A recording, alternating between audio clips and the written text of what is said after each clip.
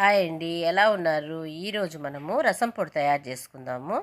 దానికి కావలసిన వస్తువులు: కందిపప్పు, పచ్చశనగపప్పు, మిరియాలు, జీలకర్ర, ధనియాలు, ఎండుమిరపకాయలు, మెంతులు, కరివేపాకు.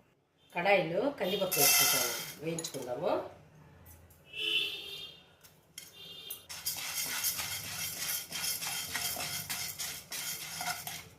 దాంట్లోనే పచ్చశనగపప్పు పప్పు,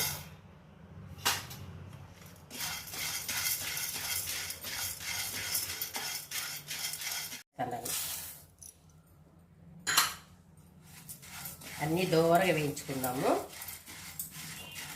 కొద్దిగా సిమ్లో పెట్టుకొని దోరగా వేయించుకుందాం. ఒకటి తర్వాత ఒకటి వేసుకుంటా వేయించుకుందాం. వేపుకున్నాం కదా, తర్వాత మిరియాలు ఒక కప్పు వేసుకుందాం. కొద్దిసేపు గ్యాప్ ఇచ్చి వేసుకోవాలన్నమాట. అన్నిటినీ దోరగా వేయించుకుంటాం. జీలకర్ర ఒక కప్పు,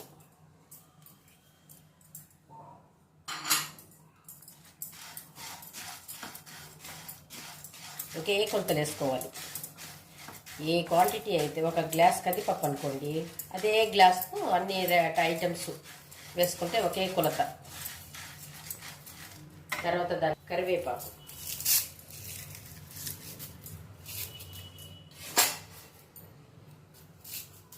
కొద్దిగా మెంతులు,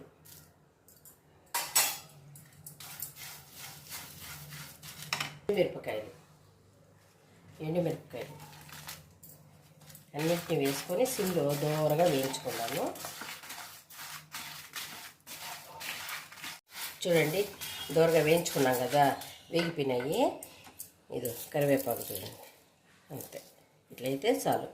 మరి పచ్చి కూడా ఉండకూడదు అనమాట. వేయించుకున్నాక ఈ చల్లార్చుకోవాలి కదా మనము, ప్లేట్లో పోసుకొని. తర్వాత రసం పెట్టేటప్పుడు ఏమంటే, నేను మైసూర్ రసం పెట్టి చూపెడతాను. పప్పు రసము, మైసూర్ రసము, వాటికంతా రసం పొడి వేసుకుంటే చాలా బాగుంటుంది. దాంట్లో అప్పుడు ఇంగు వేసుకోవాలి, దీనిలో వేయాల్సిన పని లేదు. అప్పటికప్పుడు రెడీగా వేసుకుంటే స్మెల్ బాగుంటుంది కదా. ఆ రోజు వేసుకున్నామంటే ఇది అసలు 1 month బాగుంటుంది. ఇంకా ఫ్రిడ్జ్లో పెట్టుకుంటే ఫ్రెష్గా ఉంటుంది.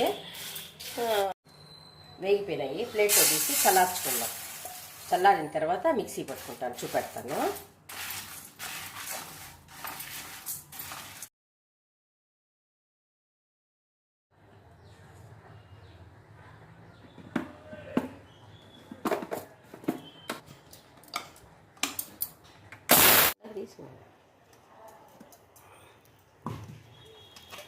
ఇందాక మిక్సీలో వేసుకుని రుబ్బుకున్నాం కదా, పొడి చేసుకున్నాం కదా, రెడీ అయిపోయింది. దీన్ని బౌల్లో తీసేస్తాను. బాగా చల్లార్చిన తర్వాత ఒక బాటిల్లో పెట్టుకొని ఫ్రిడ్జ్లో పెట్టుకున్నాం అనుకోండి, 2 months 3 months వరకు కూడా బాగుంటుంది. నా వంటలు మీకు నచ్చినట్టయితే లైక్ చేయండి, షేర్ చేయండి, సబ్స్క్రైబ్ చేసుకోండి.